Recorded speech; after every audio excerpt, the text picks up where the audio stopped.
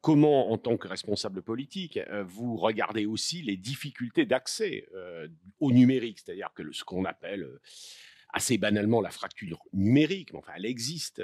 Et alors notamment, et deuxième question, c'est Nantes, ok, je vois bien le développement, mais à côté, les petites villes à côté, les villages, les territoires, bon, tout n'est pas peut-être sans doute bien connecté, enfin, etc. Ah ben oui, on a des multiples fractures. La médiation numérique, elle est à la fois sur dire que tout le monde doit être connecté au sens infrastructure, tout le monde doit être équipé au sens voilà, et puis sur tout le monde doit être formé. Et c'est là où le bas blesse aujourd'hui, parce que j'ai envie de dire, le déploiement des infrastructures, c'est qu'une question de temps.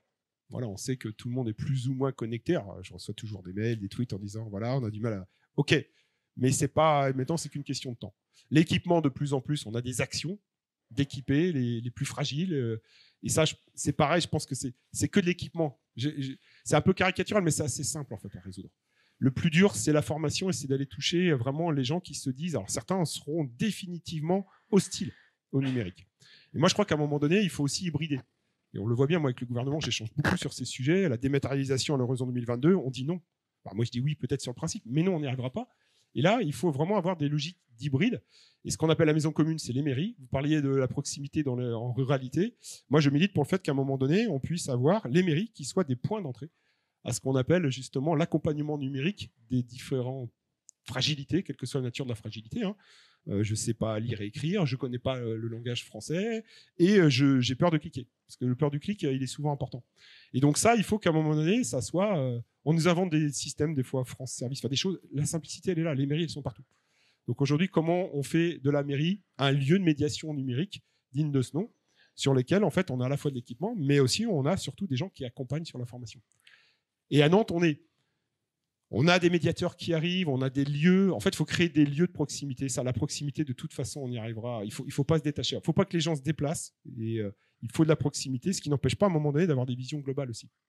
Si on faisait un petit classement dans vos responsabilités, dans vos objectifs de politique, donc il y a la santé, c'est vraiment un objectif pour une ville comme Nantes, le numérique, c'est ça? Bah, les deux Et sont liés pour comment? moi. C'est-à-dire qu'on ne peut Les pas deux sont liés. imaginer ce que je vous ai expliqué. Alors, il y a les investissements, les infras. Je dis 1,5 milliard de trajectoire, c'est pas rien.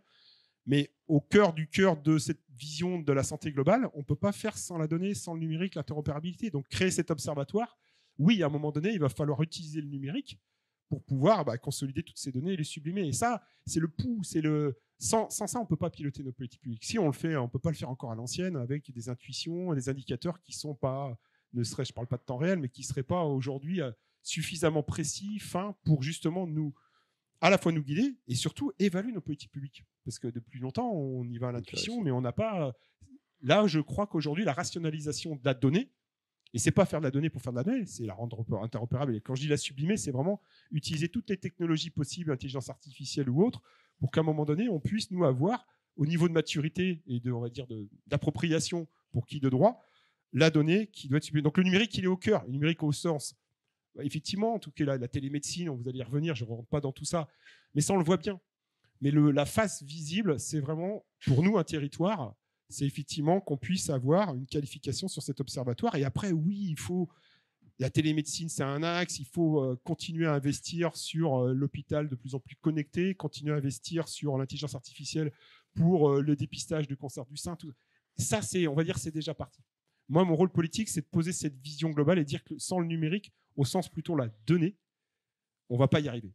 Ou alors on va bricoler pendant encore des années et puis dans 5 ans, on se revoit, s'il y a la pandémie, puis on se dira comment est-il possible qu'entre le CHU, l'ARS, les médecins, on n'arrive toujours pas à avoir autant de réactivité, de résilience, comme on appelle souvent, suite à cette pandémie qui nous met en défaut. Et que nous, politiques, il faut qu'on attende peut-être, allez, je vais dire 4 jours, 5 jours pour avoir des indicateurs, alors qu'on sait bien qu'en période de crise, des fois 5 jours, c'est déjà trop. Quand vous dites ça, sauf ici, et c'est vraiment la dernière question, l'avant-dernière. Hein. J'adore, je pourrais, mais je ne sais pas l'heure. Ouais, je sais bien, non, mais Mmh. là, c'est bon. Mais est-ce que vous avez, alors, vous pouvez répondre rapidement, est-ce que vous avez des modèles? Vous avez parlé du Canada, etc. Est-ce que vous avez des modèles, notamment français et internationaux? Et deuxièmement, quand vous parlez comme vous parlez, alors ici, je crois que vous êtes écouté et entendu, mais quand vous parlez aux médecins, aux soignants, ils comprennent? Oui, je pense qu'ils comprennent. Ils pensent qu'on est arrivé à un niveau de non-maturité sur ce qu'est l'interopérabilité des données, sur lequel il faut absolument qu'on avance autrement si on veut passer un cap et si on veut avoir plus d'efficience. À la fois pour nous, individus, mais aussi pour le territoire. Et sur le modèle, moi, je pense que c'est Montréal aujourd'hui. Alors, je ne connais pas tous les modèles et justement, je pense que j'ai aussi besoin d'être nourri. Et puis, encore une fois, merci Emmanuel et toute l'équipe d'AIA et de la Fondation pour ce que vous faites, parce que ça va aussi nous nourrir sur ces visions-là. Mais Montréal, en tout cas, c'est celui qui, pour moi, m'inspire le plus. Il y en a sûrement d'autres, mais voilà, je citerai Montréal pour être court. Bon, écoutez, merci d'être. On se donne en tout cas, notre rendez-vous. On approfondira. Merci Emmanuel et toute l'équipe AIA avec qui, effectivement, ces sujets-là sont traités localement. Merci. Est-ce que Benoît est avec nous? On va faire un test. Pourra parler. On va faire on fera un test. Alors, je demanderai à Laurence G. Passot de nous rejoindre. Après avoir vu avec l'élu politique, mais également l'universitaire, l'approche qu'il avait de ces questions, c'est peut-être un premier contact, un premier tour de table avec vous, à la fois donc, dans vos activités, l'intérêt que vous portez sur à la fois évidemment les sujets de santé, mais remettons-nous à peu près au niveau, et puis évidemment sur la part du numérique. Alors, c'est Laurence G. Passot. Laurence, vous êtes la directrice générale adjointe du CHU de Nantes.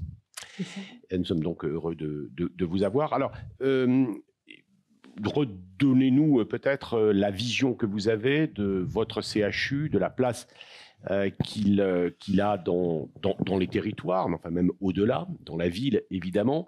Et puis après, on va essayer de voir un petit peu quelle place vous donnez à ce digital et numérique, la e-santé, comment vous l'abordez. Alors, ce qui est intéressant dans notre préparation, nous nous sommes dit c'était intéressant parce que vous avez cette responsabilité aujourd'hui avec Philippe El-Saïr, qui devait être aussi avec nous, de ce CHU, mais également vous avez eu des responsabilités dans l'ensemble du territoire, c'est ça, de Hugo, c'est ça?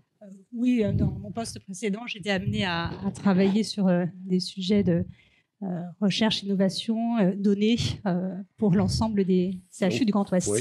Donc, donnez-nous quelques repères un peu dans votre activité, premier tour de table, après on approfondira, mais oui. À la fois dans le CHU et autour du CHU. Oui, alors sur le positionnement, je pense, du CHU dans le système de santé, je pense que tout le monde en a quand même à peu près une idée, et on voit bien qu'on est concerné à tous les niveaux de la prise en charge des patients, puisque si le premier recours qui est assuré par la médecine de ville, les professionnels de santé libéraux, infirmiers ou paramédicaux est essentiel, le CHU est aussi concerné par ce premier recours par le biais de l'accueil des patients qu'il peut faire au niveau des urgences. Il est aussi concerné par le deuxième recours au système de santé dès lors qu'on a besoin d'accéder à un plateau technique et d'hospitaliser les patients.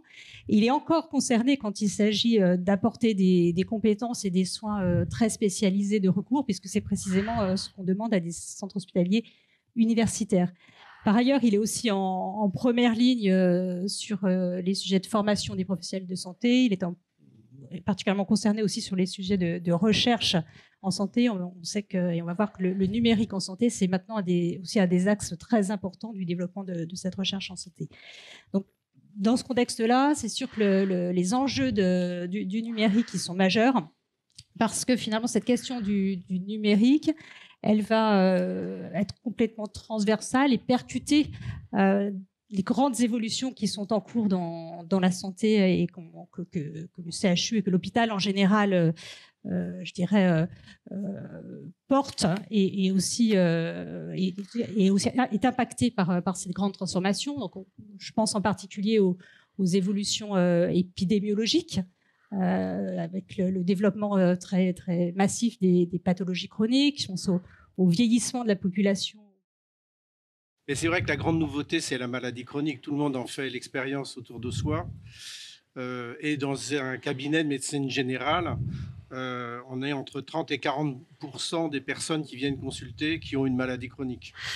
Donc la vraie modification en fait, de prise en charge, c'est que le modèle initial qui a été celui de la création de la sécurité sociale après-guerre, qui est une infection aiguë qui demande une consultation, une prescription, est de plus en plus caduque, puisqu'on est sur des trajectoires de vie, des parcours de soins des personnes qui vivent avec leur maladie. Avoir un diabète en 47, c'était un arrêt de mort dans les 10 ans et avec insuffisance rénale et en étant aveugle. Aujourd'hui, c'est plus du tout ça. Et j'ai un de mes maîtres, un grand maître en médecine, qui était diabétique et qui a fait toute sa carrière de manière... voilà. Et donc, il y a des maladies chroniques aujourd'hui qui représentent des exigences, je dirais même des ascèses, pour avoir vu vivre, mais qui ne représentent pas du tout un handicap dans le sens d'un désavantage social. Et donc, vivre longtemps, puisque nous avons une espérance de vie qui est longue, longtemps et en bonne santé, puisque très peu sont dépendants en fait, des personnes, avoir avec un parcours de vie et une maladie chronique, tout cela, c'est possible. Et peut-être que notre structuration hospitalière, la structuration de l'activité à l'acte, je dis des choses évidentes qui ont été dites 1000 fois, ne sont plus finalement des modèles qui sont appropriés à l'attente de patients. Si je prends le diabète, quelqu'un qui a 30 ans de diabète, qui a connu les piqûres, la pompe, qui est revenu aux piqûres, qui se gère avec des patchs, c'est un patient expert. Un jeune interne, quand il rencontre un diabétique qui a 35 ans de diabète bien contrôlé, il apprend. On s'assoit au bord du lit et on écoute. Et comment on intègre là notre sujet qui est celui du numérique justement et les apports? Parce que j'aimerais quand même le bien... Le patient diabétique de tout à l'heure, son patch, il est intelligent parce que c'est un patch qui permet de contrôler la glycémie, qui permet de le transmettre avec des capteurs RFI2 et qui permettent aux diabétologues d'avoir ces glycémies journalières.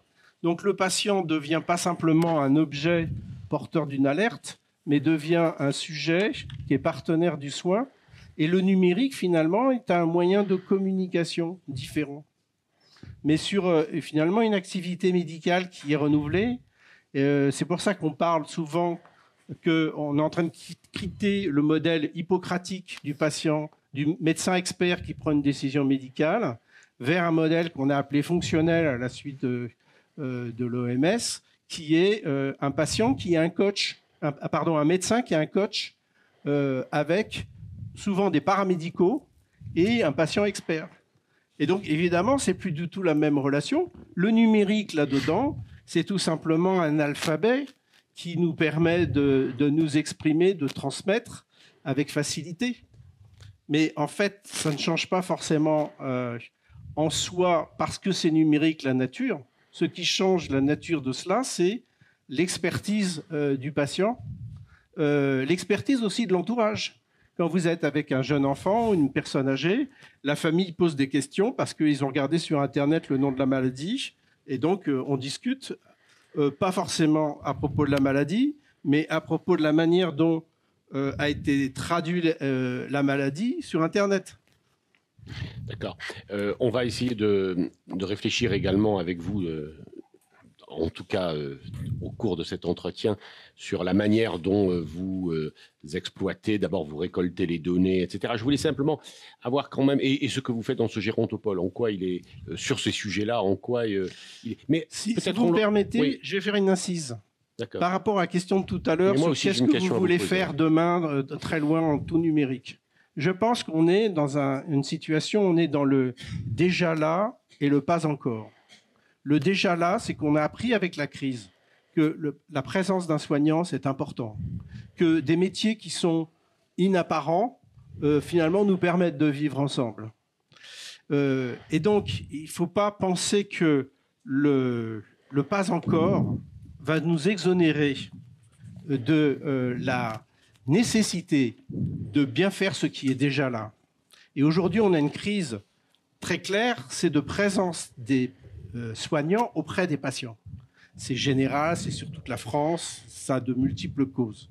Je referme la parenthèse. Mais on ne fera pas du numérique pour remplacer des patients, on ne fera pas une bonne santé parce qu'on n'a pas su finalement fidéliser des soignants à ce genre de métier. Donc, il faut que, entre l'objectif qu'on peut avoir, et qui est relativement facile finalement à conceptualiser, et ce qu'on vit, en fait, c'est la transition qui fera la réussite ou la catastrophe. Et puis, on dialoguera ensemble. Alors, je pense que Rachel, qui est dans la salle, a une idée également sur le sujet, mais il y a aussi une acceptation peut-être du numérique ou de cette révolution digitale, mais il y a aussi des incapacités que certains de nos patients ont, soit parce qu'ils sont trop âgés, soit parce qu'ils ne sont pas en état physique ou mental de s'intégrer. Quand même, les chiffres sur la fracture numérique montrent que ce ne sont pas les personnes âgées qui sont les plus en difficulté en nombre. Et donc, il faut qu'on sorte de cette question. Et à côté de ça, une grand-mère à qui on explique que sur WhatsApp, elle est en relation avec ses petits-enfants, elle se met très très vite au numérique. Mais aujourd'hui, voilà, quand on est sur France Connect, avec 3 mots de passe qu'on a oubliés, puis qu'il faut redemander, etc., ben, ça veut dire que l'administration est inaccessible, mais pas que aux personnes âgées. Et voilà, je pense que le vice-président de l'université de la métropole l'a rappelé, il y a des personnes en situation d'illettrisme, des personnes en situation aussi de difficultés, c'est simplement de tous les jours. Il faut voir aussi la difficulté d'acquisition des enseignements élémentaires en primaire, quand on voit le taux, par exemple, de personnes incapables d'écrire un texte en sortant du primaire et voire même du secondaire. En fait, cette difficulté-là, on la retrouve dans l'utilisation du numérique. Donc, je pense que ce n'est pas du tout une question de personnes âgées. Il faut rappeler que les premiers iPads, 60% des iPods ont été achetés par des plus de 60 ans. Parce qu'il faut quand même avoir de l'argent pour faire joujou avec ça.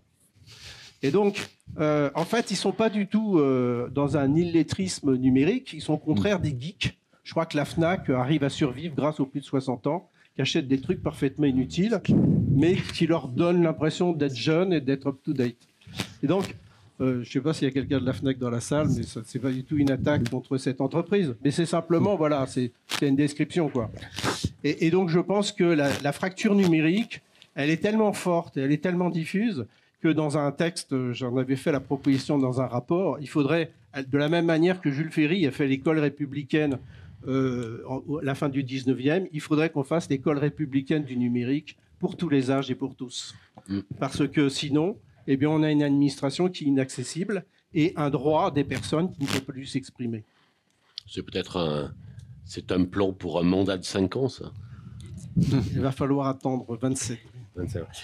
On reviendra sur tous ces sujets. Je voulais vous dire évidemment que on poursuit encore un peu le tour de table et puis vous pouvez dialoguer évidemment avec nous. Et notre ami Benoît nous écoute. Et est-ce qu'il pourra parler, Benoît?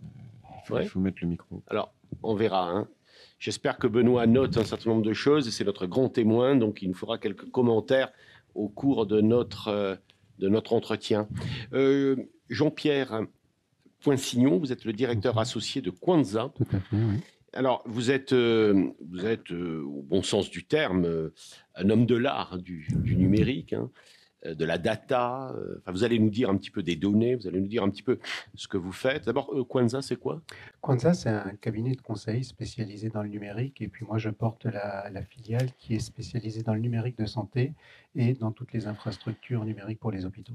Vous nous aidez un petit peu à débroussailler ce sujet pour celles et ceux qui sont peut-être moins experts, notamment effectivement de quoi parle-t-on? Alors les données, les datas, l'intelligence artificielle, la télémédecine, enfin, etc. Tout ça. Dites-nous un peu quelques mots là. On l'aura vu au travers des différents échanges qu'on a déjà eus.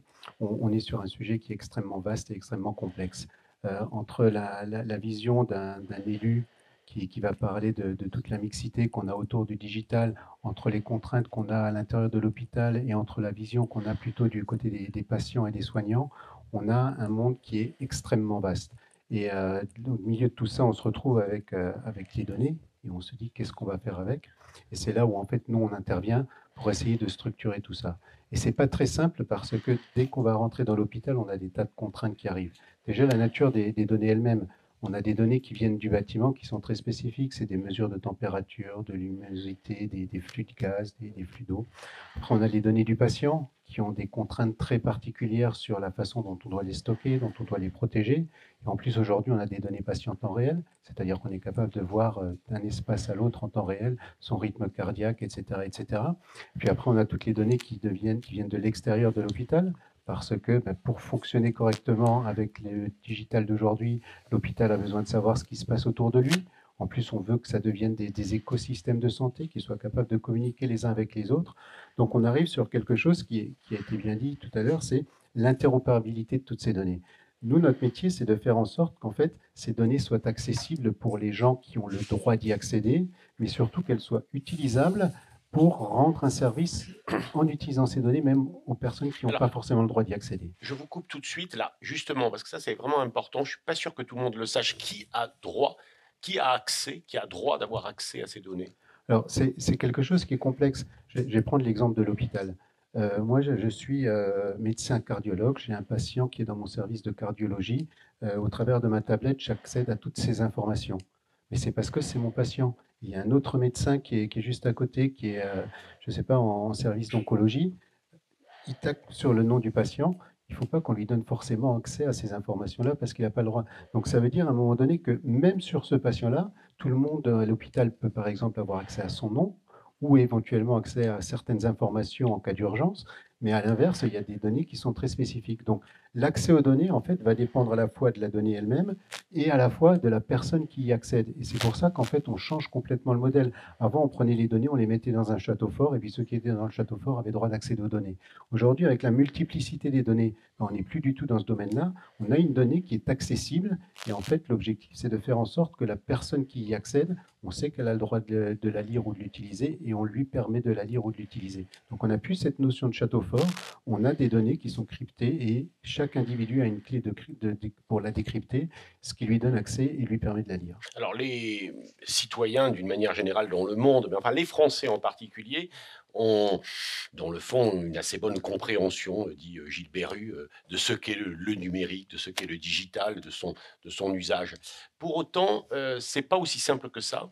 Et on se rend compte qu'ils ont aussi dans l'esprit que pour monter un DMP, c'est très compliqué, que la nouvelle expérimentation de la CNAM sur son carnet de santé digital, bon, ça marche plus ou moins bien, que les médecins, etc., les médecins, les soignants ne sont pas non plus toujours d'un enthousiasme débordant sur ces sujets. Votre analyse, et peut-être d'ailleurs un commentaire de Gilles Berru. Alors, mon analyse est très simple, c'est que, et on a eu la discussion cet après-midi avec Aya, c'est que entre le monde physique et l'organisation d'un État, d'une ville, d'une région, et le numérique, c'est pas du tout pareil, ça fonctionne pas de la même façon.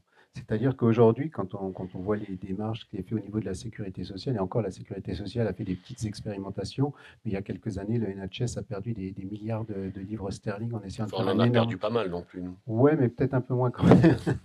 Plus voilà. Mais la réalité, c'est que la démarche qu'il faut avoir, c'est pas d'essayer de collecter toutes les données et de les mettre en un endroit. C'est de créer en fait une sorte d'écosystème, d'une symbiose entre les systèmes qui fournissent de la donnée et de faire en sorte qu'ils puissent communiquer entre eux. La sécurité sociale, si elle met un système en disant voilà, j'oblige un petit peu tous les partenaires à publier les données selon tel type de protocole, et quelque part au milieu de tout ça, je crée juste un système qui va dire voilà où sont les données et voilà comment je dois les récupérer. On pourrait aller très vite et on pourrait mettre énormément de données à la disposition de beaucoup de monde. C'est ce qu'on essaye de faire dans la plateforme du Smart Hospital Management System avec Aya, de dire voilà, on a des données qui viennent du système de climatisation, on a des données du patient, on a des données qui viennent de la météo. Essayons de voir comment on est capable de dire à un système voilà où sont les données, voilà comment aller les chercher et voilà comment les utiliser, sans essayer de les récupérer, de les centraliser, etc. etc. Alors pour en faire quoi? C'est ça, à la fois pour... qu'est-ce que c'est qui est le plus intéressant? Qu'est-ce qu'on doit, nous, qui ne sommes pas des experts, retenir? Prédire des maladies, identifier par exemple, des mauvaises prescriptions, anticiper des flux aux urgences, enfin ça c'est pour la directrice, enfin, etc. Je suis allé d'ailleurs sur la plateforme de l'ANAP, l'Agence nationale d'appui à la performance. Et alors ça a été assez passionnant parce que je vous invite d'ailleurs à le faire, si vous voulez avoir une vraie, comment dirais-je, de manière concrète, de comprendre ce à quoi ça sert. Il y a des tas et des tas d'exemples d'initiatives, souvent d'entreprises ou d'établissements, etc., qui montrent toutes ces applis qui sont utiles. Et alors, ils encouragent d'ailleurs de les partager. Enfin, moi, j'ai trouvé ça très intéressant. Mais vous avez, je suis sûr, des expériences pratiques dans votre secteur. Je suis complètement d'accord avec ce qui vient d'être dit. J'espère pas que, parce que sinon, il n'y a pas de débat. Parce que, en fait, Le système monolithique, George Orwell 1984, ça ne marche pas. À chaque fois qu'une structure veut monter son grand télécran pour contrôler tout, se plante. Et que finalement, l'interopérabilité est probablement le mot-clé.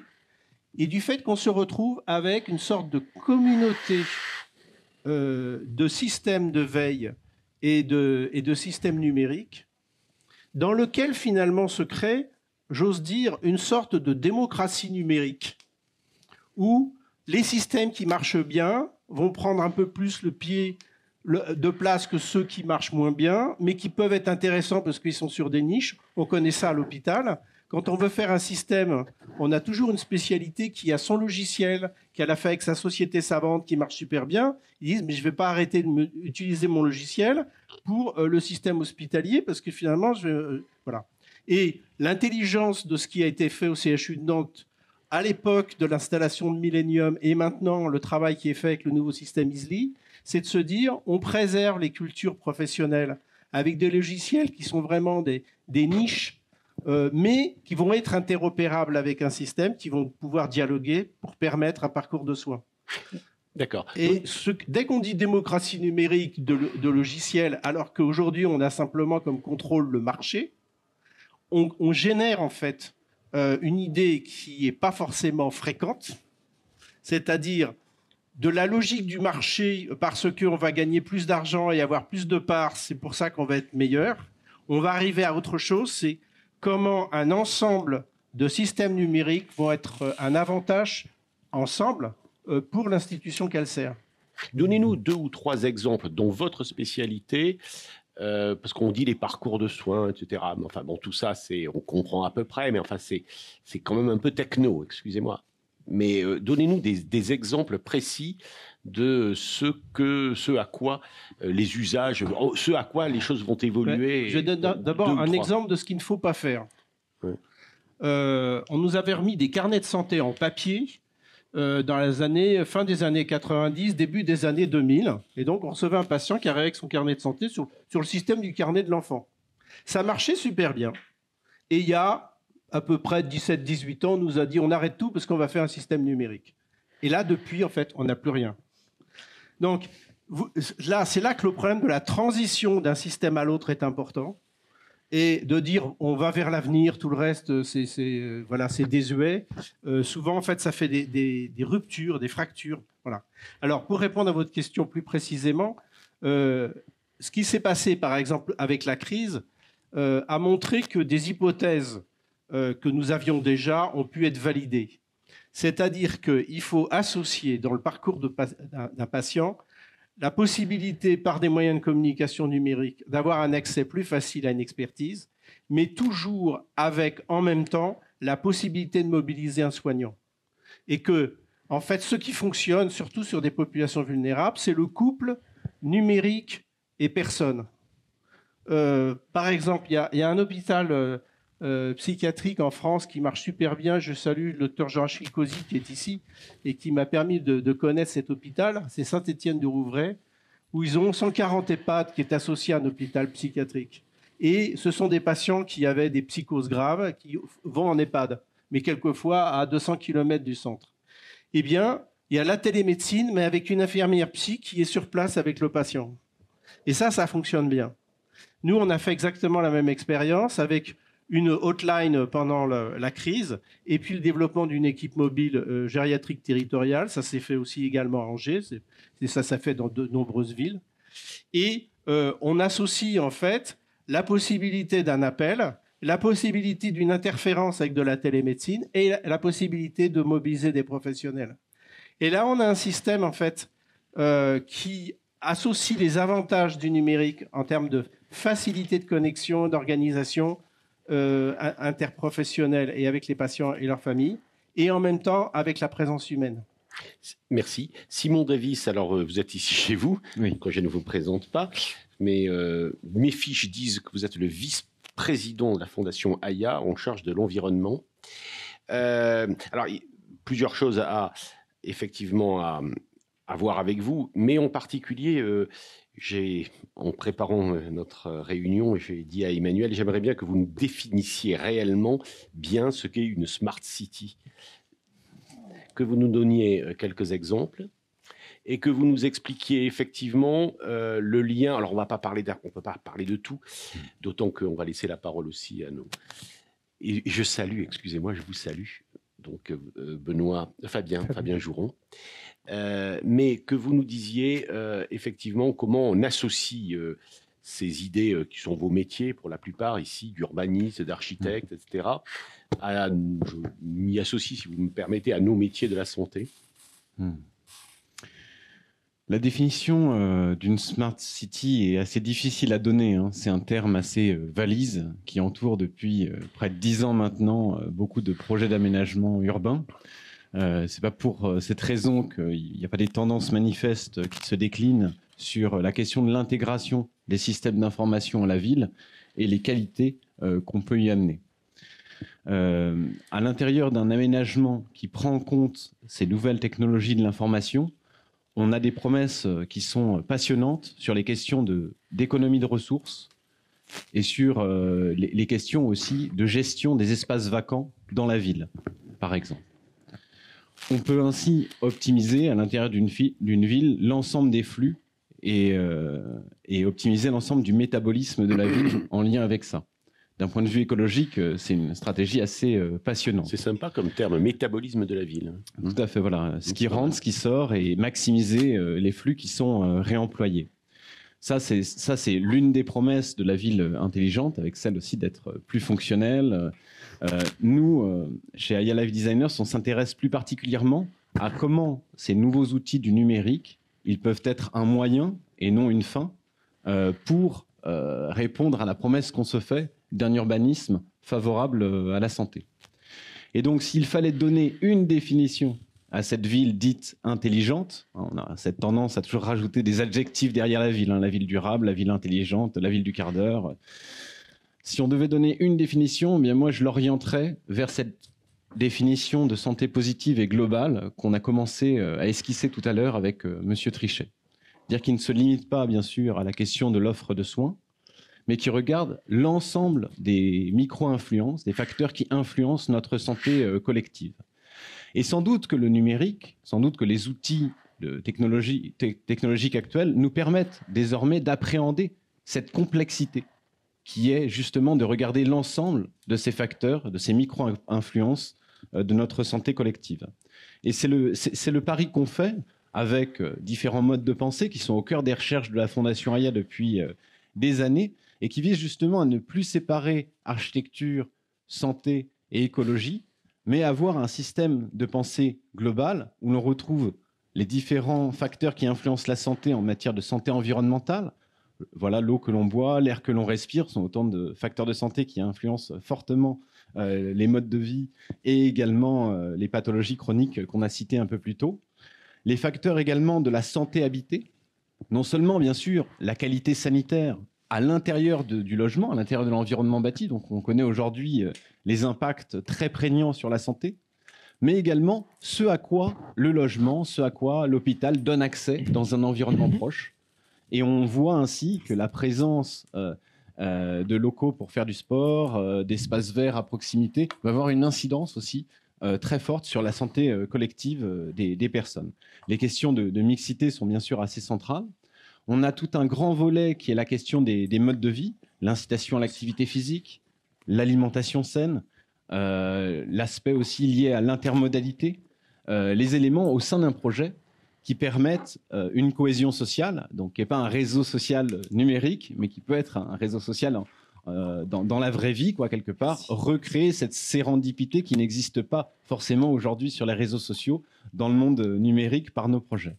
Et bien sûr, la question de l'offre de santé, l'offre de soins, et c'est l'offre de soins dans sa dimension globale, en intégrant aussi le volet socio-sanitaire et la santé mentale dont on a parlé. Alors, pardon.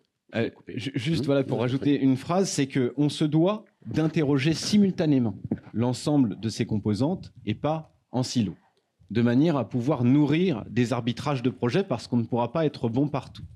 Et donc, comment réaliser ces arbitrages de manière éclairée? Sans doute que le numérique a des réponses à nous apporter.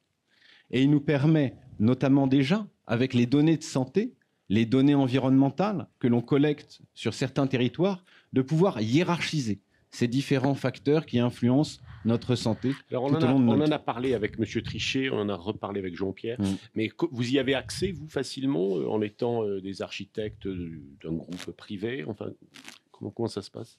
Il y a encore quelques années, il était très difficile d'avoir une vision exhaustive sur les différents déterminants de santé que je viens d'évoquer. Et donc, le fait de hiérarchiser un déterminant de santé par rapport à un autre s'était rendu très complexe. Je ne dis pas que c'est facile désormais, mais la démocratisation de l'open data, qui est un facteur assez fort, sa disponibilité aussi sous forme de SIG, avec des données qui vont être spatialisées assez finement, a beaucoup amélioré les choses et nous permet, pour chacun des territoires, d'esquisser une forme de personnalité de santé, une vulnérabilité singulière de ce territoire. Un autre élément important quand même qui nourrit cette démarche et qui est représenté ici, c'est aussi le partage d'informations scientifiques sur les liens éprouvés entre santé et cadre de vie. Et maintenant que ces recherches existent, maintenant qu'elles sont disponibles, la plupart du temps gratuitement, après faut chercher un peu, eh bien un concepteur ne peut pas faire sans ces informations. Très longtemps, il a pu concevoir en ignorant ces liens. Mais maintenant qu'ils existent, maintenant qu'ils sont révélés, on a cette potentialité d'objectiver le plus possible quel va être l'impact de notre cadre de vie sur la santé des usagers d'un projet. Alors je vous coupe parce que je voudrais également interroger et puis surtout donner la possibilité à nos amis de dialoguer avec nous. Bien sûr. Vous deviez me parler d'un exemple de Grenoble. Vous ne m'avez pas dit beaucoup plus. C'est quoi ?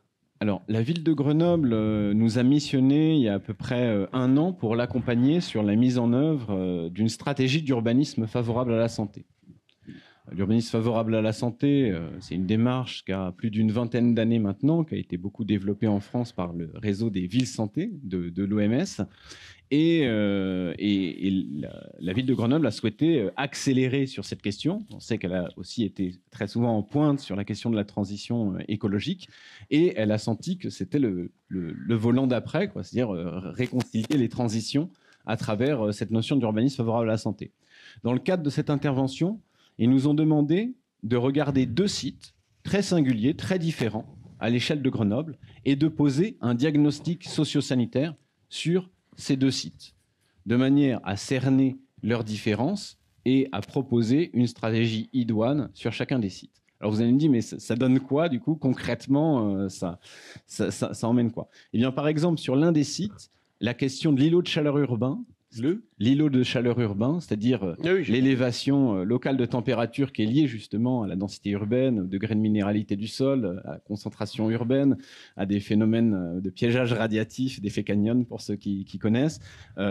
C'est effectivement sur ce site un enjeu fort. Et l'îlot de chaleur urbain, c'est pas juste l'inconfort qui va être lié à une forte température en été, ça va être aussi tous les impacts en termes de maladies chroniques et en termes de mortalité prématurée qu'on va pouvoir avoir et qui se produit aussi beaucoup la nuit parce que la température ne descend pas dans ces quartiers.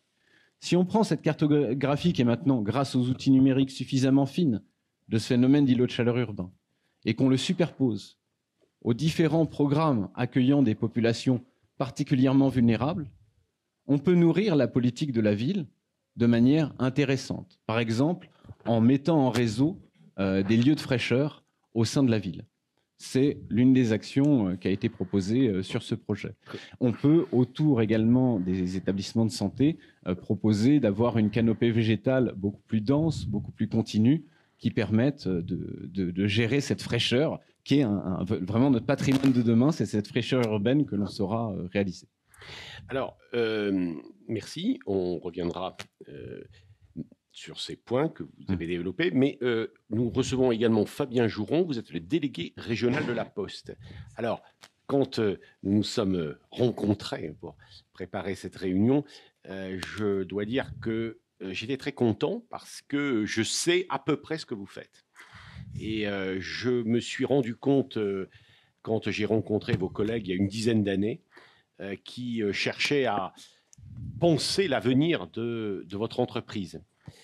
Ce n'était pas rien, puisqu'ils avaient analysé, évidemment, que le métier de d'aujourd'hui, parce que nous y sommes en plein, mais également de demain, le métier des postiers ne serait plus celui que nous avons connu il y a 20 ou 30 ans ou 50 ans, etc. Et donc, c'était vraiment intéressant de voir comment vous avez évolué avec sans doute, effectivement, aussi l'apport du numérique. Je ne sais pas, il faut reconnaître qu'à la fois, vous vous appuyez dessus, mais également, il est le facteur de l'évolution négative de votre entreprise. Et puis, comment vous avez pensé, en réalité, l'avenir. Et quand j'entends Gilles Béru, je me dis qu'on a bien fait de vous avoir, parce que c'est exactement cela. C'est-à-dire qu'en fait, vous proposez aussi d'avoir des médiateur, enfin que le postier devienne celui qui humanise finalement la relation entre le citoyen, entre les citoyens et dans les territoires. Vous aviez 2 slides, alors je ne sais pas si on peut les voir ou pas. Je sais pas. Enfin, Est-ce que moi je les ai envoyés. Je sais pas oui, où mais ils pas sont, à moi. Mais donc, est-ce que les slides de Monsieur, mais c'est pas très grave. Oui, sinon, vous pouvez si parler. on les retrouve, c'est très bien. Donc oui, merci de me donner la parole. Je m'excuse profondément pour mon retard. J'avais un petit problème opérationnel. Donc, vous l'avez indiqué, en fait, pour nous, le numérique a été relativement compliqué, hein, puisque le numérique a déstructuré le courrier. On est passé d'un volume de plis de 18 milliards à, avant pandémie, 9 milliards de plis par an et post-pandémie, moins de 8 milliards. Donc pour nous, c'est quand même la base du métier, théoriquement, le nombre de lettres. Et donc notre enjeu, c'était de réfléchir au maintien de cette force, les facteurs, et de cette proximité qui sont une vraie richesse. Après, on a plusieurs moyens de réfléchir sur les perspectives et la stratégie de l'entreprise. C'est comment le facteur qui était un porteur de plis devient un acteur du service. Et donc, dans le monde de la santé, comment ça peut devenir une brique supplémentaire qui pourrait être partenaire des acteurs du soin et de l'autonomie pour accompagner un parcours complet. Monsieur Béru nous connaît, on a déjà, vous êtes associé à certains de nos travaux, donc il voit à peu près ce qu'on peut faire avec le facteur.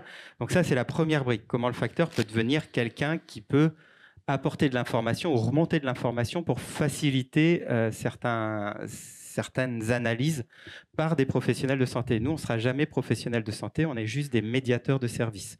Donc là, on va faciliter entre certaines briques qui existent. Par exemple, on peut faire de la détection, mais on n'est pas capable de faire de l'évaluation. Enfin, on n'a pas ces compétences ni cette expertise.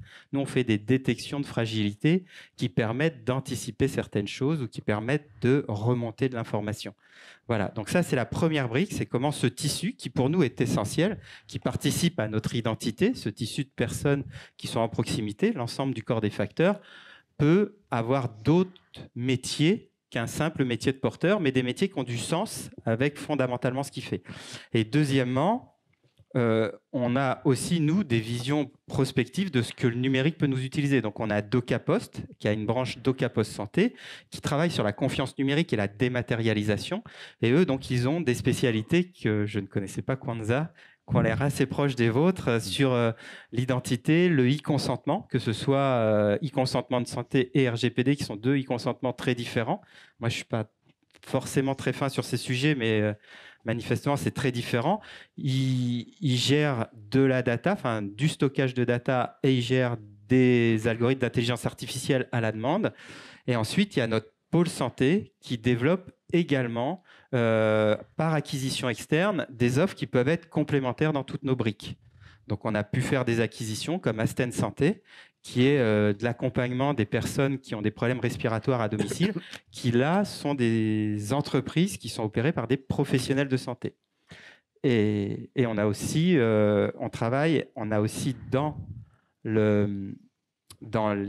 les ressources de la Poste, la tablette ardoise, qui est une tablette senior qui permet, et on fait des tests au CHU d'Angers, qui permettent aussi d'accompagner l'hospitalisation et la post-hospitalisation des patients par une interaction entre les soignants et l'utilisateur. Oui, alors par votre intermédiaire, on parle du domicile, on n'en avait pas vraiment parlé, alors peut-être qu'avec vous, on en reparlera. Est-ce que vous avez des questions? On a fait le premier tour de table, disons.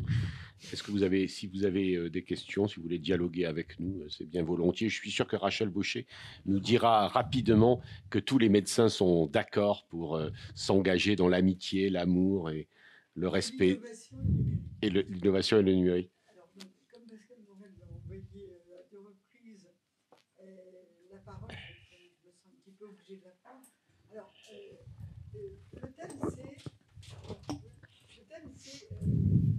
le thème, c'est innovation et numérique, santé. Innovation, numérique, santé. Oui, à peu près. Enfin, sur l'urbanisme quand même. Tu peux nous faire un cours sur la psychiatrie, on est capable. Non, innovation, numérique, santé. Moi, si j'avais comme ça deux questions à la volée, la première, c'est quand même au niveau du numérique. Au niveau du numérique, je pense que c'est un atout fantastique. Je pense que c'est un atout fantastique et qu'au-delà des usages, ça entraîne une transformation des civilisations. Hein, c'est pas seulement un outil, c'est une transformation des civilisations, ça veut dire aussi une transformation des rapports humains. Alors même si on peut bien sûr regarder l'humain, je suis tout à fait d'accord avec mon ami GPU, la question de l'humain et du soignant, nous on l'utilise aussi en psychiatrie, c'est-à-dire qu'on regarde le soignant, on utilise aussi du numérique pour faciliter aussi bien les techniques de prévention, de dépistage, de repérage précoce. Mais, donc, première question, ça entraîne un niveau de connaissance et de communication, de la au niveau de la data, différent au niveau des acteurs. C'est fait que c'est très bien, mais ça entraîne aussi un autre rapport. Aussi bien donc, un autre rapport entre le soignant et le soigné, c'est-à-dire moi, au niveau du patient, c'est vrai que c'est différent, il y a un niveau de connaissance qui est nettement supérieur à ce qu'il y avait, avec des niveaux d'exigence qui ne sont pas simples quand même à gérer. Donc moi je crois que la question du numérique va entraîner un autre rapport et un autre niveau de gouvernance. C'est pour ça que ce qu'évoquait Francis Frischel semblait très juste. C'est un problème politique. C'est-à-dire c'est un problème politique dans le sens aussi, c'est comment on gère ces questions-là et comment on gère les rapports. Donc je pose la première question, c'est aussi en termes de gouvernance, comment on fait, parce qu'on voit la table ronde, elle est plurielle, elle est nécessairement plurielle, mais ça entraîne aussi. C'est plus lourd aussi à gérer. Parce que c'est plus lourd à gérer, c'est plus lourd à gérer parce que quand moi je soigne les patients, j'ai plus seulement le patient à soigner, mais j'ai aussi tout un écosystème. Donc c'est compliqué. Comment on fait ça, disons, on avance en marchant. La première chose, alors la deuxième question, j'avais une deuxième question, mais alors, je crois que je l'ai placée en première question. Oui, enfin, la première, on pourrait. Oui, je pense qu'elle est très importante. En fait, ça ne m'étonne pas que tu poses cette question, parce que tu as la tête politique aussi. Mais c'est vrai qu'en réalité, on a notamment vraiment une question de gouvernance. Alors, je ne sais pas vers qui je me tourne, mais probablement vous. Quand déjà, on a dit que c'était le métier de directeur d'hôpital, c'est un métier de gestion complexe, de gestion d'ensemble complexe. Et effectivement, est-ce que le numérique modifie les choses, la manière de diriger, l'améliore par certains côtés, dégrade par certains côtés. Et je suis sûr que si notre ami... Ah, il est là. Tu nous entends et tu peux parler. Et le micro. Est-ce que tu peux mettre ton micro? C'est dommage parce que je suis sûr que Benoît Péricard a un avis là-dessus sur les... Alors allez-y. Oui, super. Et on s'est dit que après Laurence Gépasso, tu nous donneras sans doute ton avis sur la transformation de la gouvernance des ensembles complexes que sont les hôpitaux, les ARS et tout ça. D'abord, Madame Huger. Je laisse le CHU parler avant moi, bien sûr. Avant d'aller directement sur la gouvernance, peut-être s'arrêter sur le mot de complexité, parce que je pense qu'effectivement, le numérique est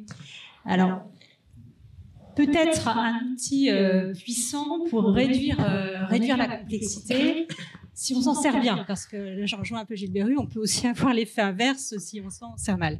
Mais l'hôpital, c'est vraiment un lieu qui est un lieu extrêmement complexe pour les patients, parfois aussi pour les professionnels de santé. et qui est peut-être pas très lisible. Il est complexe dans son accessibilité, dans son accès. C'est souvent dans la façon dont les bâtiments aussi sont conçus, avec des bâtiments qui historiquement, notamment dans les années 70-80, ont été des bâtiments extrêmement un peu brutaux, hein, il faut bien le dire. Je crois que quand on connaît à Nantes l'Hôtel Dieu, on voit un petit peu la brutalité architecturale de ce genre de lieu. Et donc, le numérique peut nous aider à rendre l'hôpital plus hospitalier en facilitant finalement l'accès à une architecture qu'on va aussi faire évoluer en conséquence, et puis réduire aussi sa complexité un peu administrative. On a des établissements qui sont souvent qui engagent des procédures, une certaine bureaucratie aussi, il faut bien le dire. Et la digitalisation, elle peut aussi nous permettre de passer un peu, simplifier un petit peu ces éléments-là. Donc, le numérique et le digital comme outil de simplification, et c'est ce qu'on va essayer d'embarquer aussi dans l'évolution de l'hôpital. Et on est particulièrement bien placé à Nantes pour le savoir, puisque on a la chance d'avoir un très beau projet de réorganisation et spatiale et organisationnelle de l'hôpital, où le numérique a toute sa place, mais c'est encore une autre histoire. Merci. Et alors ça, justement, donc, parce que j'ai bien compris qu'on était quand même ici chez des architectes, ce lien entre santé globale, parce qu'on parle quand même de ça depuis le début de notre entretien, et l'approche que vous en avez, comment elle a évolué, vous qui êtes des urbanistes, enfin, donnez-nous aussi quelques exemples, alors, en intégrant le numérique, enfin, d'une manière générale, comment vous abordez ces questions? Alors, de manière générale, c'est vrai que la question du projet digital, elle doit être interopérable avec la question du projet architectural. C'est-à-dire que les deux sont dans une forme de complémentarité où on peut s'ignorer l'un l'autre. Et ce qui fait que désormais, sur l'ensemble des projets, on doit penser ces deux projets-là, architecturaux et digitaux, en même temps. Parce que, on l'a dit tout à l'heure, le parcours d'un patient qui vient dans l'hôpital change complètement avec l'émergence de ces solutions digitales. Le temps occupé par le patient n'est pas le même. Il va avoir des temps d'attente qui peuvent être ailleurs que dans une salle d'attente, par exemple. Et donc, on peut organiser, par le biais d'une réflexion sur les parcours, notre architecture aussi autour de ce projet digital. Et si on sortait un peu de l'architecture hospitalière, mais l'architecture de la ville, en quoi elle peut avoir Donnez-nous des exemples. Est-ce que, pour permettre, enfin, on voit assez bien, on comprend des personnes handicapées, etc., que vous facilitiez les choses, mais enfin, il y a aussi les personnes âgées de plus en plus nombreuses, nous dit Monsieur Beru, enfin, etc. Et quel est votre rôle? Et puis, alors, j'ai plusieurs exemples de comment les outils digitaux, comment le digital en lui-même est à même d'impulser de nouvelles pratiques dans le monde de l'urbanisme. Premier exemple, c'est comment les outils numériques et la collecte de data peut aujourd'hui révéler les invisibles dans un projet. Notamment la question de l'influence entre une morphologie urbaine et les concentrations de polluants et les niveaux d'émissions acoustiques est très importante. Et donc, en intégrant simultanément en amont ces critères, on peut penser une morphologie urbaine qui protège les usagers les plus sensibles d'une exposition à des polluants de manière intéressante. C'est un projet, par exemple, que l'on a mené pour Pleine Commune, un projet de recherche avec Aya Territoire qui s'appelle Modellaire Urba, dans lequel on a modélisé différents scénarios urbains de morphologie bâtie, et on a pu visualiser des expositions différenciées des espaces et ainsi revoir à la fois la forme des bâtiments, mais également les programmes, l'implantation de l'aire de jeu pour enfants, par exemple. C'est un premier exemple. On en a pas mal d'autres. On a parlé tout à l'heure de données d'entrée pour le concepteur. C'est sûr que les outils digitaux, aujourd'hui, renouvellent ce carnet des données d'entrée. Par exemple, on va pouvoir, en s'intéressant précisément à un site, connaître quelles sont les carences de ce site en termes de proximité. L'espace vert où est-il? Les établissements qui proposent une alimentation saine, où sont-ils? Et on va pouvoir, à travers l'hybridation programmatique qui est possible maintenant dans les rez-de-chaussée urbains, répondre à ces carences de manière intéressante. C'est un travail qu'on a également mené avec la ville de Grenoble, de manière justement à assurer une programmation des rez-de-chaussée qui soit en cohérence avec ces déterminants de santé aux recommandations de l'OMS. Autre élément assez fort dans cette pratique de la ville, c'est la question assez globale des parcours, et des parcours pour tout type de profil, quel que soit le handicap ou quelle que soit la pathologie. Penser la ville, pas juste comme un trentenaire de sexe masculin comme on a l'habitude de le faire, mais le penser aussi en empathie avec l'ensemble de ses habitants. Et pour cela, il ne suffit pas juste de se mettre dans la peau d'eux ou d'essayer d'imaginer avec un exercice d'imagination. Il faut aussi consulter les populations et inviter à la table de la conception justement différents profils d'usagers pour révéler quelque part le petit caillou dans leurs chaussures du quotidien qui se situe au niveau du quartier et qui est très facile finalement à régler.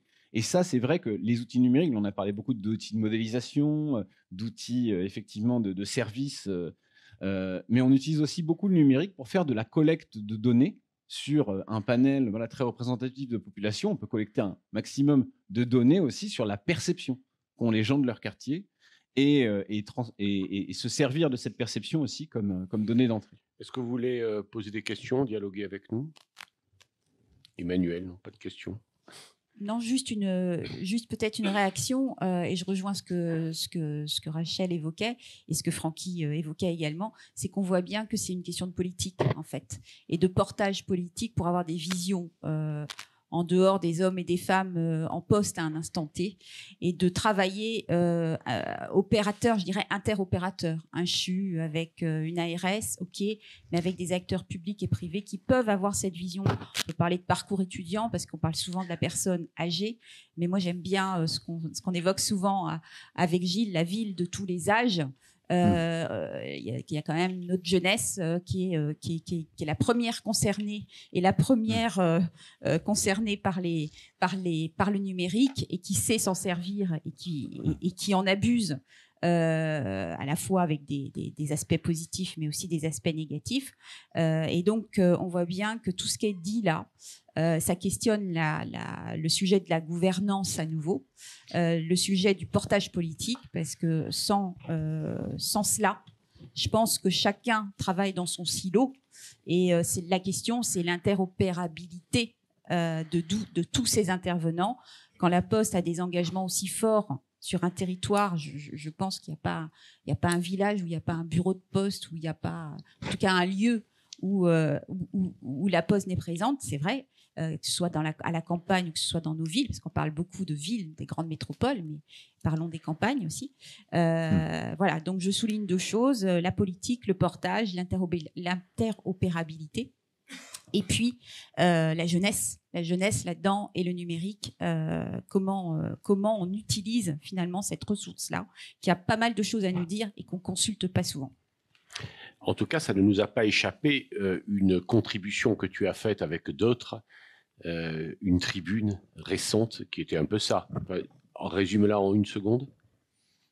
Oui, non, c'était une tribune portée par Cédric Arcos et Daniel Nizri, qui portait effectivement cette vision des parcours de vie, quels que soient ces parcours, et qui dépassent les acteurs qui construisent tantôt un collège, tantôt un lycée, tantôt un hôpital, comment on travaille ensemble différemment. Mais ça demande, je dirais, un portage politique fort. C'est peut-être, on se dit, alors on n'est pas là pour prendre des positions partisanes, mais enfin bon, on a un nouveau président, bon, et on se demande si ce terme, oui, on lui a peut-être reproché de ne pas avoir eu une vision dans son premier mandat assez environnementale, mais il parle maintenant de planification environnementale. Je trouve que c'est un terme qu'il faudrait peut-être... sur lequel il faudra peut-être réfléchir, mais ce n'était peut-être pas votre sujet. C'est peut-être le sujet que l'on pose à Benoît Péricard. Vous vouliez intervenir?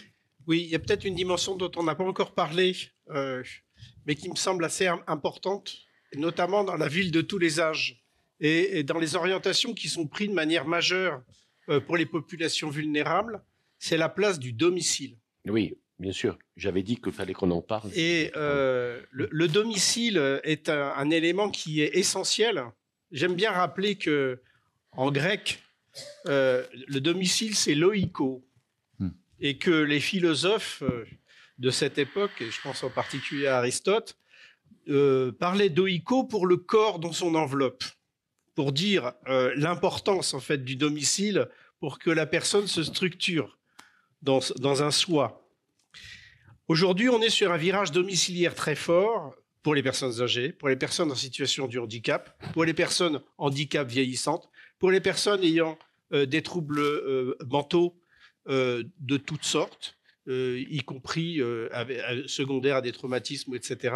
Et on voit bien que le numérique est un élément qui donne espoir de permettre à quelqu'un de créer son OICO tout en ayant la sécurisation, l'accès aux services qui seraient souhaitables et qui étaient autrefois finalement inaccessibles, rendant finalement obligatoire une communauté de lieux avec tous les dangers de ces institutions. Je ne dis pas que le domicile n'est pas sans danger. Avec la ville de Nantes, nous faisons l'expérimentation d'Ivadom d'un EHPAD à domicile. Et très, très justement, la question qu'on s'est posée collectivement à le conseil scientifique, c'est de se dire, il faut aussi qu'on mesure l'isolement. Donc là, voilà, on ne règle pas tout par le domicile. Mais domicile et numérique et santé, mais aussi et bien-être, bien-être étant un facteur de santé, ont beaucoup de choses à se dire. Alors, c'est vrai que la Poste s'est engagée sur, par exemple, une des actions qu'on a suivies avec le Gérontopole qui est veillé sur mes parents. On a eu l'occasion et la chance de pouvoir former 35 000 facteurs avec des gens qui étaient impliqués dans leur travail, qui adoraient leur travail. Et derrière ça, évidemment, ça ne résout pas tout, l'empathie d'un professionnel.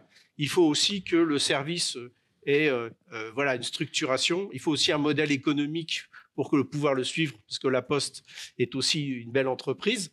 Et donc, on voit bien qu'il y a vraiment un champ où numérique et santé, on pourrait dire, c'est numérique et humanisme.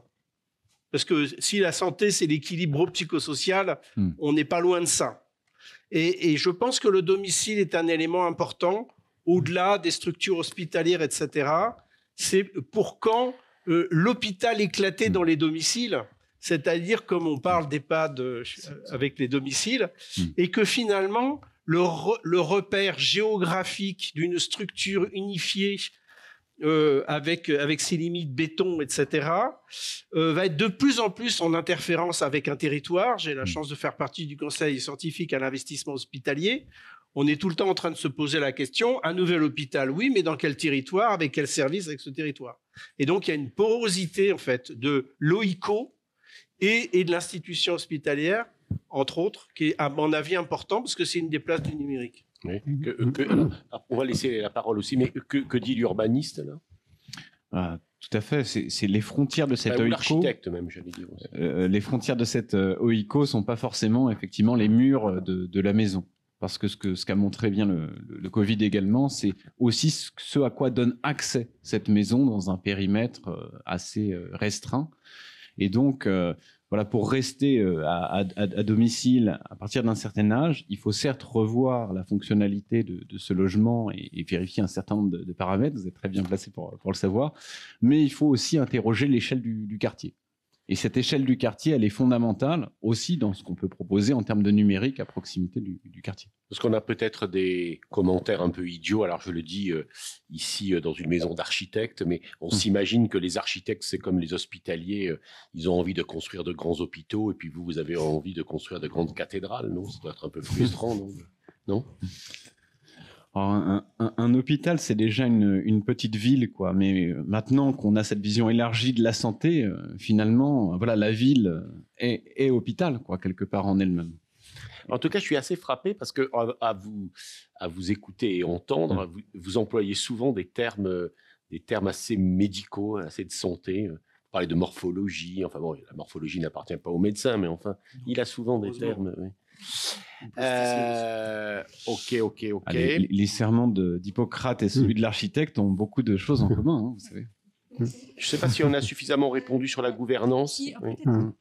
Peut-être qu'on peut rajouter quelque chose sur la gouvernance. C'est que finalement, là, on donne une vision et c'est extrêmement positive de ce numérique. Et effectivement, il amène beaucoup d'espoir et c'est un moyen, on l'a vu, de développer de nouveaux usages. Mais on a aussi quand même un certain nombre de limites ou de difficultés qu'on n'a pas encore réussi complètement à résoudre en lien avec cet outil numérique. Et finalement, l'importance aussi d'une gouvernance, c'est de pouvoir identifier ces difficultés et trouver les moyens d'y répondre. Et ces difficultés, elles sont de multiples natures.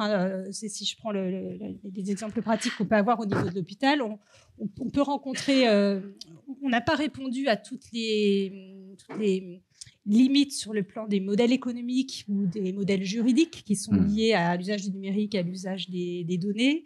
On n'a pas répondu à tous les enjeux de compétences qui sont derrière ces usages du numérique parce que ça vient bouleverser très fortement les pratiques des professionnels de santé et il faut les accompagner dans ces changements d'usage, sinon c'est désastreux.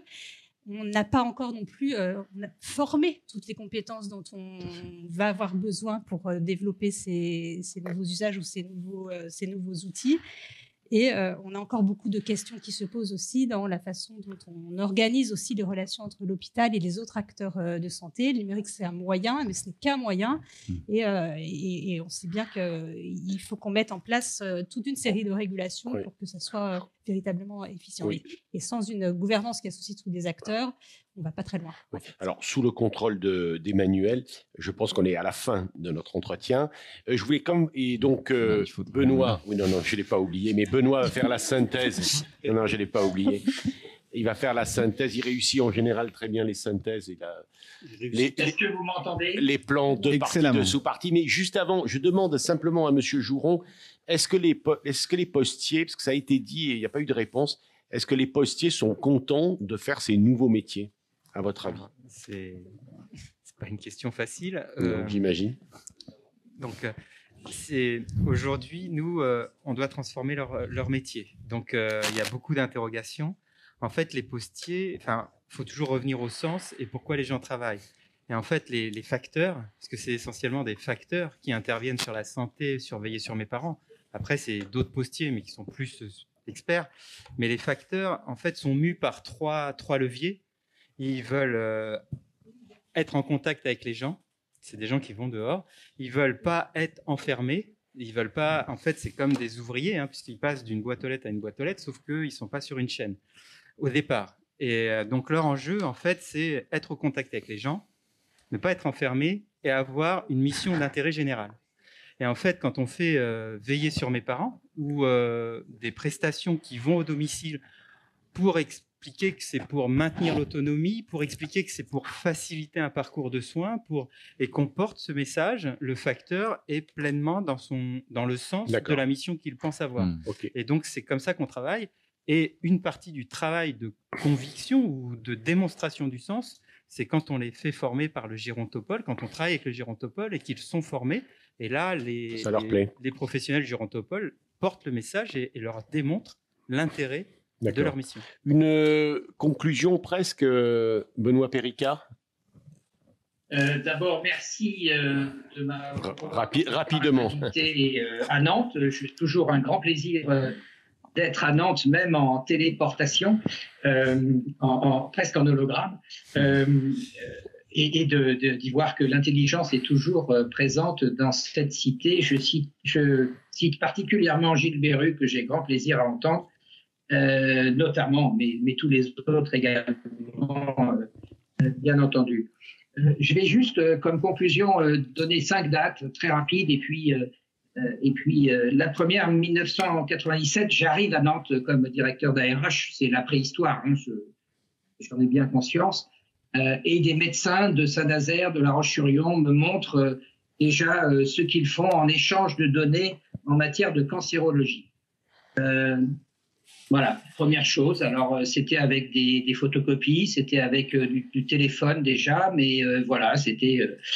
mais l'idée était déjà forte. En 2000, grande réunion institutionnelle entre les deux régions, Pays de la Loire et Bretagne, pour choisir pour lancer le programme d'installation des gros tuyaux qui vont porter les données entre les villes. Avant, les présidents de région avaient interrogé le directeur d'ARH que j'étais, celui de Bretagne aussi, pour savoir quelles étaient les villes, jusqu'à quel maillage il fallait aller dans le territoire.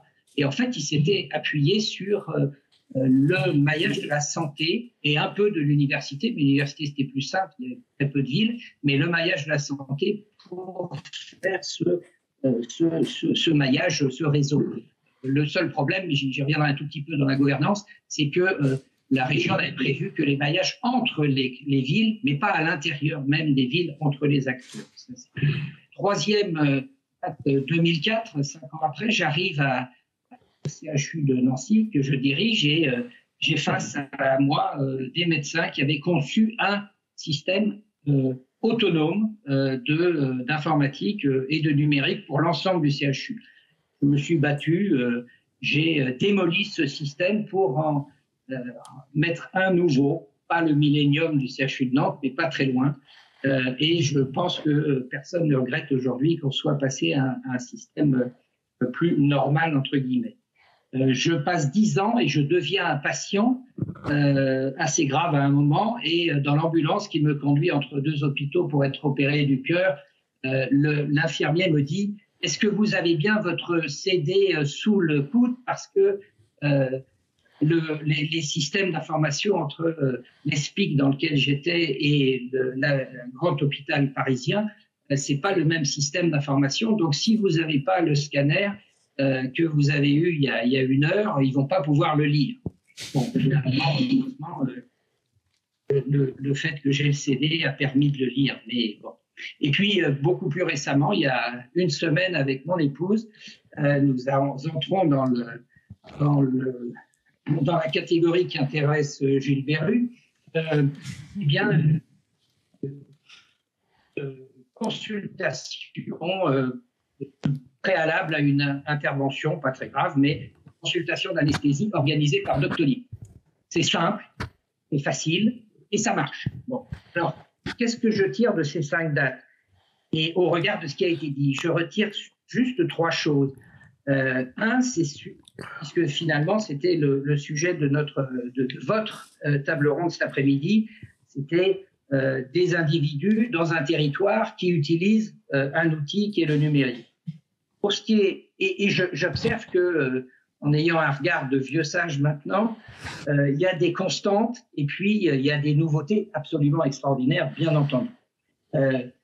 Pour ce qui est de l'individu, malheureusement, on reste, l'individu a beaucoup plus et beaucoup plus lent finalement que la technique et que les systèmes qui se mettent en place. Je retiens 2 idées qui ont été dites pendant le débat. C'est d'abord l'éducation. Je pense qu'on n'a pas assez mesuré ce que l'irruption du numérique impliquait en termes d'éducation, bien sûr à l'école, mais pas seulement à l'école, à tous les âges de la vie, bien entendu. Deuxième sujet qui intéresse les individus, c'est les usages. J'ai beaucoup entendu la question de l'usage, mais je me souviens à plusieurs moments de ma vie professionnelle dans la santé, à des moments de responsabilité, on s'est dit, mais si les usages avaient commandé en quelque sorte plus que la technique elle-même ou plus que le juridique, qui est aussi une maladie un peu infantile de notre approche du numérique, eh bien, nous serions peut-être plus avancés. Je crois que c'est tout à fait exact. Deuxième sujet, c'est le territoire. Et qui dit territoire, et quand on voit ce qui s'est passé et ce qu'a dit l'adjoint au maire tout à l'heure, c'est quand même la question de la gouvernance. Et là, moi, je dis, la gouvernance des territoires, je suis désolé, mais ça appartient aux politiques qui gouvernent les territoires et pas aux professionnels, quel que soit leur secteur d'activité. Et là, il faut que ce soit les mairies, les communes, voire les régions, pourquoi pas, mais les communes qui dirigent et qui organisent la gouvernance de leur territoire, y compris en numérique. Il n'y a pas d'autre solution. Et puis le dernier point, c'est celui de l'outil, c'est celui du numérique. Et là, je partage ce qu'a dit Gilles Berru complètement, c'est-à-dire finalement, après 20 ans de numérique en santé, qu'est-ce qu'on observe? Ce qui marche le mieux, c'est le numérique qui a été conçu le plus loin possible de la santé finalement et qui est venu au service de la santé. Mais tout ce qui est venu des professionnels et qui a été traduit en numérique, je ne dis pas que c'est un échec, mais globalement, ça a produit des difficultés, des barrières, des châteaux forts, comme l'expression a été utilisée tout à l'heure, alors que ce qui est venu de l'ensemble des usages de la population et les outils les plus simples, eh bien finalement, c'est ce qui marche le mieux aujourd'hui. Et je crois qu'il faut qu'on ait à la fois cette approche d'humilité, cette approche de transversalité dont Simon Davis a si bien parlé, et cette approche aussi qui est finalement traduite par la Poste, qui est la transversalité la plus forte, puisqu'il s'agit de changer de métier tout en restant sur un territoire et restant fidèle à l'esprit et à la mission des postiers. Voilà. Merci. Ouais, une très belle. Ça, et je vous remercie beaucoup de cette très intéressant échange, peut-être un petit peu trop riche parce qu'on aurait peut-être dû cerner un peu plus la question au départ. Mais voilà. Et à bientôt à tous. Et en tout cas, le temps imparti est à peu près celui que le temps réalisé, celui qui était imparti. On avait commencé un petit peu en retard. Tu conclus, tu dis un mot? Oui, juste peut-être remercier d'abord tous nos intervenants. Ils étaient nombreux. C'est vrai que ce sujet, il adresse plusieurs secteurs et on voit bien la richesse, mais aussi la chance que l'on a avec ce sujet du numérique d'être finalement, de réunir un certain nombre d'acteurs et de penser ensemble la santé globale, physique et mentale. Peut-être une petite information, c'est un sujet sur lequel on va plancher en région. Pays de Loire avec un certain nombre d'acteurs, Fabien pour la Poste, le CHU, etc., dans le cadre d'une dynamique politique, pour le coup, qui est lancée via French Care, qui se veut être l'équivalent de la French Tech et qui se veut en fait adresser un certain nombre de filières en santé globale. Et donc la Fondation AIA participera bien sûr à cette réflexion au niveau national et régional pour lequel on va structurer un certain nombre de thèmes avec les acteurs ici présents et d'autres. Voilà, merci beaucoup en tout cas Pascal de cette animation. Alors moi je voulais remercier également les intervenants, vous tous. Et moi j'ai en tout cas retenu plein de choses, mais notamment que le tout, finalement, vaut mieux que la somme des parties. Et, cela vous engage, nous engage tous à effectivement essayer de travailler ensemble sur ces grandes cathédrales. Vous nous en bâtirez quand même quelques-unes. Merci à Emmanuel Godmer de son initiative et également à l'équipe Véronique Botamy, Lilion et les équipes de AIA qui ont organisé toute cette belle ce moment. Merci beaucoup.